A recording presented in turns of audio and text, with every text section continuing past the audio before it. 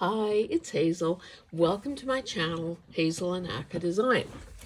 Now, some of you may know that I had a milestone birthday earlier this month, earlier in March, the 6th, and because of scheduling problems, we couldn't have the soiree until yesterday. My son and her main squeeze had offered to host a party for us and for me. And so it was it was mainly family, to be honest, and that it was really good and it was lovely and got a lot of flour, blah blah blah. I mean, it was fun from beginning to end. Now you know that I am a big proponent of, and in our family, we make Christmas wish lists and we make birthday wish lists, and I think it's just. It's such a practical and sensible thing to do. And most of us, like, we're all blessed. We don't want for anything, but that doesn't mean that we still don't want some stuff. And, excuse me, by making a list that is long and a variety of price points, you're still surprised in the end because you don't really know what you're getting.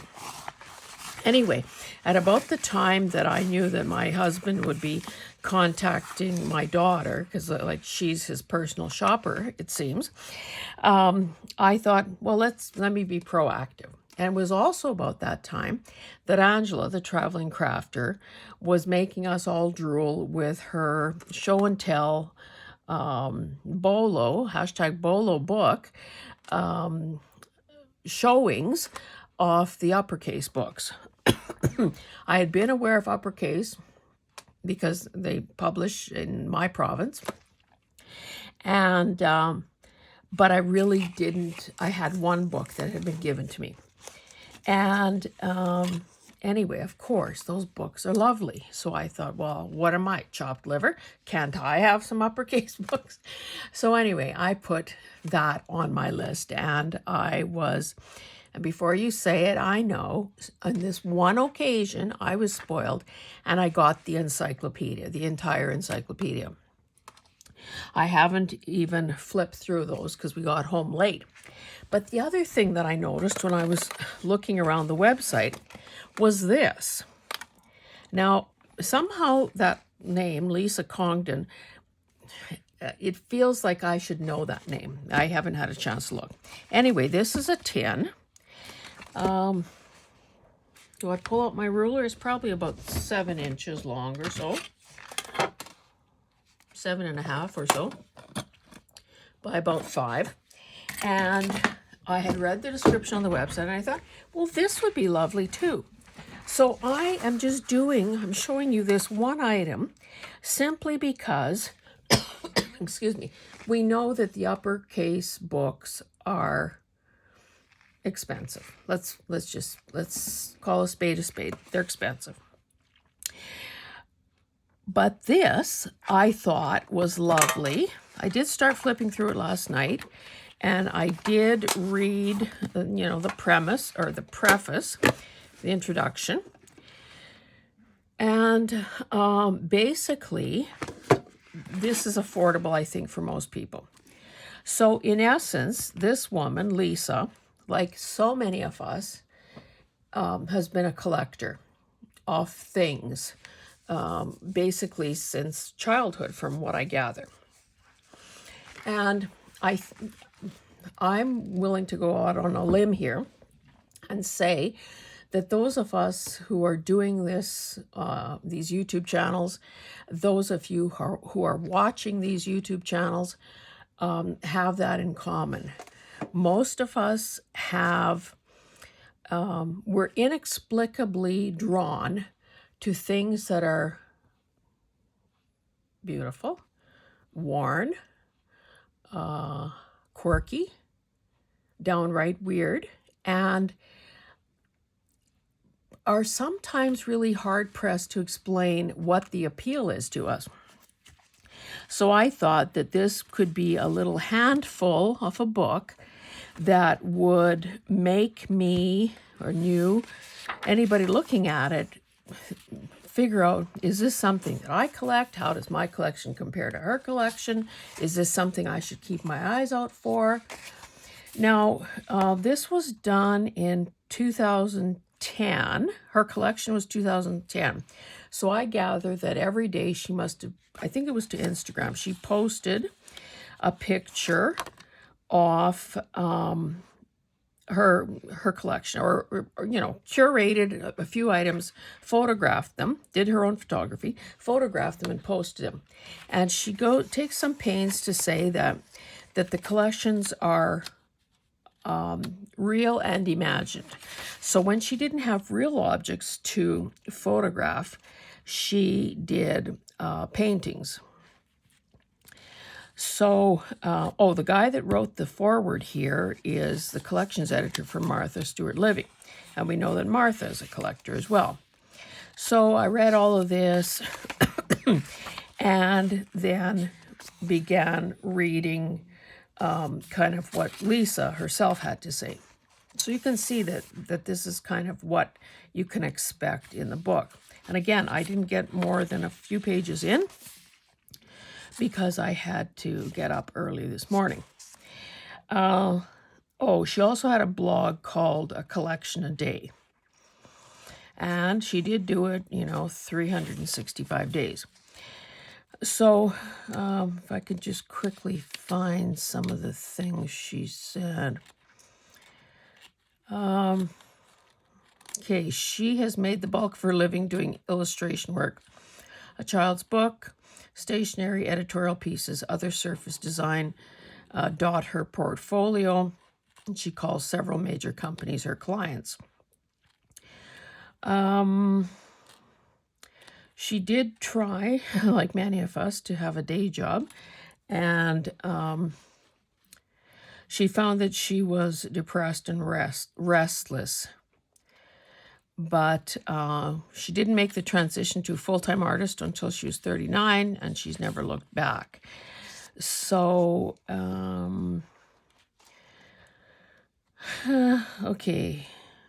I guess lived in a very artistic family where the parents were very much, enabled and promoted and encouraged, creativity.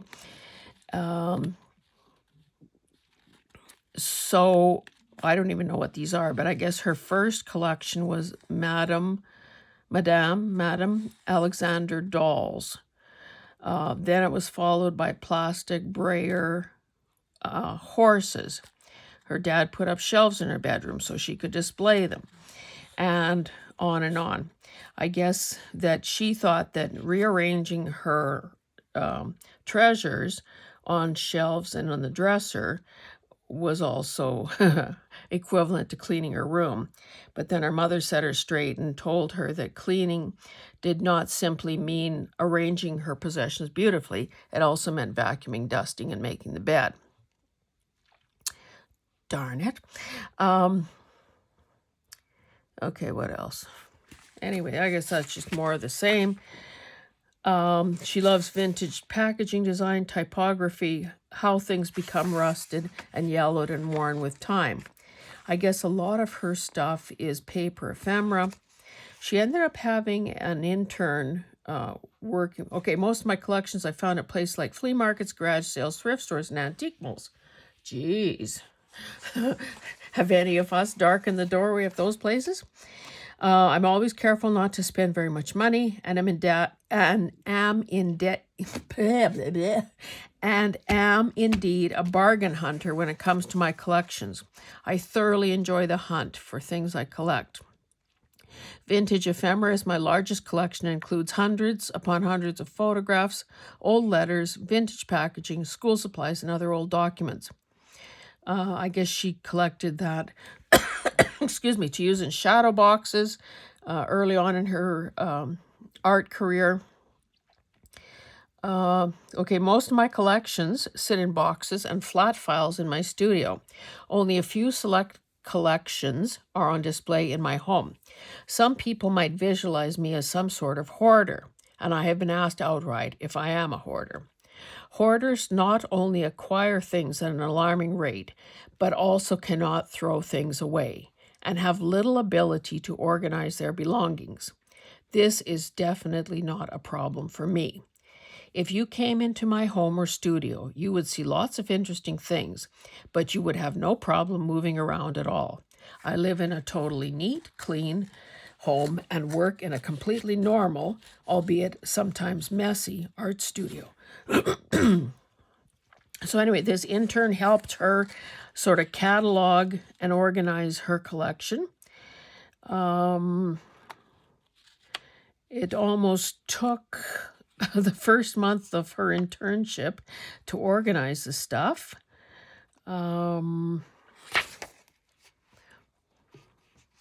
she had kind of interesting categories. Nicely aged receipts, stamps, mostly Hungarian.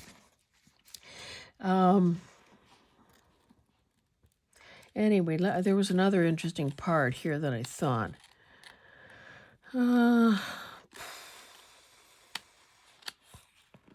Okay, she tried to take the photos at the same time of day in the same location so that the lighting was sort of consistent. Her camera died partway, but somebody gave her another one. She didn't add any commentary. She thought, let the photos speak for themselves. But I thought I could find the part where she talks about,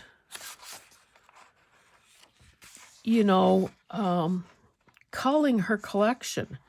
It's like we begin collecting something and it may be not the greatest. And as we maybe fortune smiles on us, or we get more selective or more astute, or whatever the circumstances are, quite often we get better things. So basically what she was saying is that she gets rid of things too.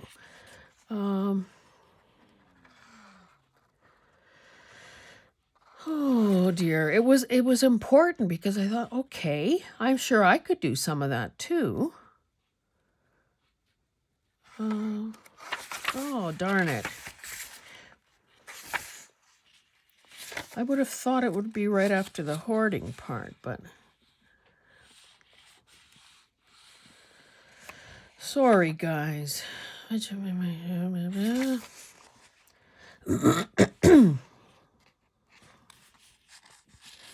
about the camera dying.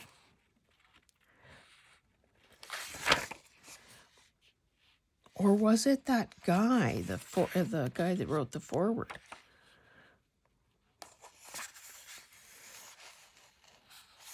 Just a minute. Maybe it was him that said it.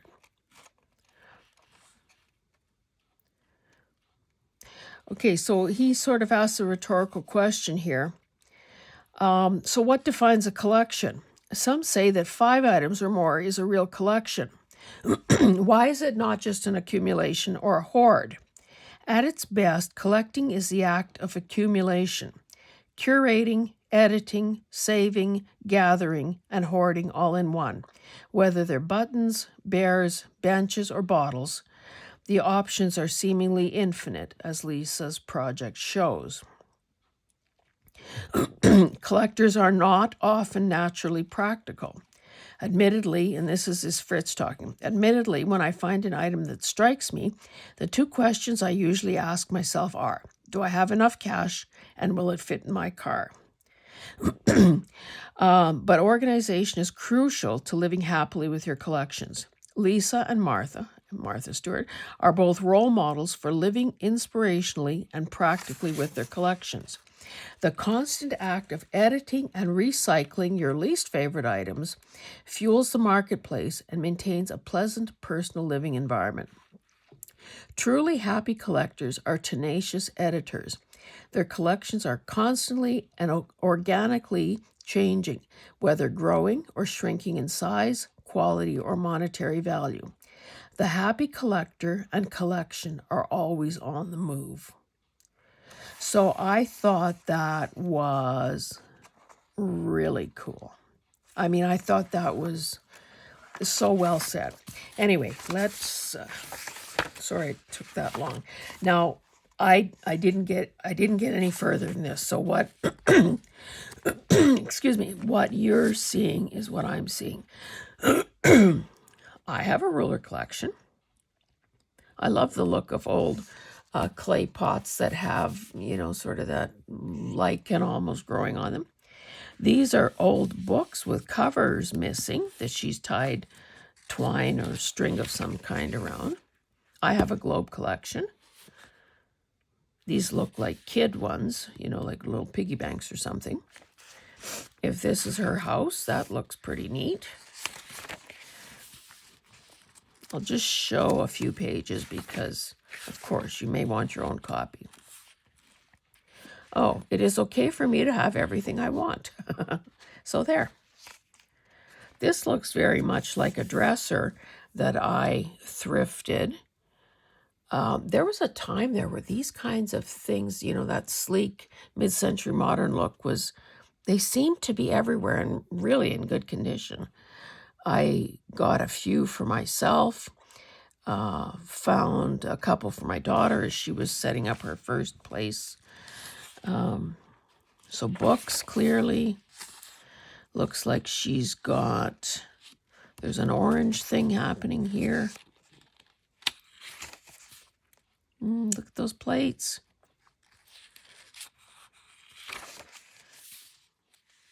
Paintbrushes. Kind of quirky art. Oh, okay, this part was home. This is now studio. So she's got some bunting and some numbers and, oh, flashcards. Gee, if only we knew somebody who collects flashcards. Okay, artwork. This, maybe that's her own artwork. So collections. So day one, erasers, tickets, plastic and metal toys. Oh my God. Garter, well, okay, they're called supporter grips. Supporter grips. Spun cotton mushrooms and just a minute, what am I saying here? Comments from a collection of day visitors. Oh, so this is what other people said. Wooden clothespins. I have wooden clothespins. Look at those erasers. I remember those. I have some pink erasers. And I'm telling you, you don't ever want to use them. They are gross in terms of actually erasing anything. So here, obviously, she doodled or drew those feathers. Brushes, crayons and chalk, pencil leads. I have some of those. Clothespins. Mine tend to be the old natural wood ones. Twigs, more feathers, missiles,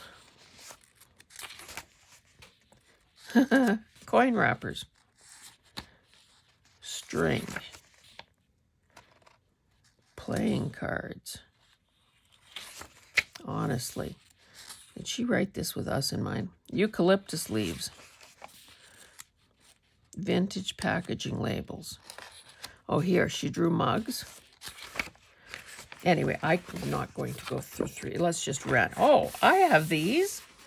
My husband took drafting in college, and so we're kind of a family that believes in these sorts of templates and draftsman-like stuff. Toy blocks. Vintage first aid. I have a few of those things as well. Tiny vintage photos, each approximately 1/2 to 1 inch wide, part of a much larger collection.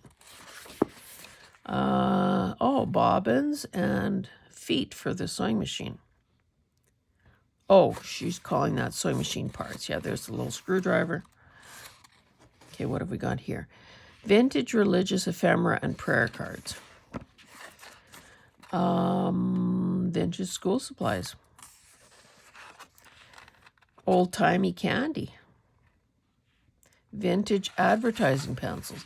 I have some of these flat carpenter type pencils. Plates. Vintage photos from a larger collection. Plastic wishbones. Orange vessels. Looks like this is part 3 of that collection. Vintage miniature trading cards. Dogs by Zito. I don't know if I'm saying that right. Holiday ornaments. Wooden spoons and kitchen tools. I have wooden spoons. I use them. I prefer them to plastic. Mid-century paperbacks. Okay, this was her New Year's Eve, day 365. Vintage blowers. You know, those noisemakers. Oh, that's what Fritz looks like. Eek. Kind of gotta trim that beard, man. Vintage red labels and price tags. Plastic, cardboard, and vinyl W's. Fishing lures. Extra buttons. Needle packs. Small vintage plates. Safety pins she drew. Anyway, I'm not showing you every single thing. Let's see what's with those poppies. Oh, those are coasters. I've started collecting coasters lately. Vintage brushes. I probably have some that fall in that category. Vintage books. Beach rocks. Red plastic spoons and spatulas. Schaefer erasers.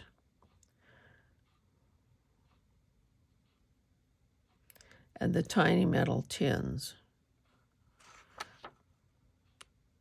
Lamps, mid-century lamps. Bingo cards.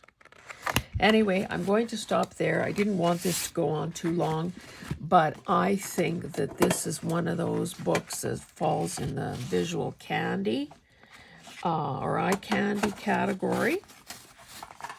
The kind you can look at and get lost in because it evokes memories, or you think, well, I've seen that, you know, at an antique mall or whatever. So if, I don't know, I guess if you're so inclined, check out the website. I think that it was $20 Canadian. So, you know, US, what is that, like $4.50? Not quite, I'm being sarcastic, but anyway, I just thought this was a really cool book, and I hope you enjoyed having me read you some selected bits and showing you some interesting photos. Anyway, guys, thanks for joining me, and we will see you in the next one. Bye.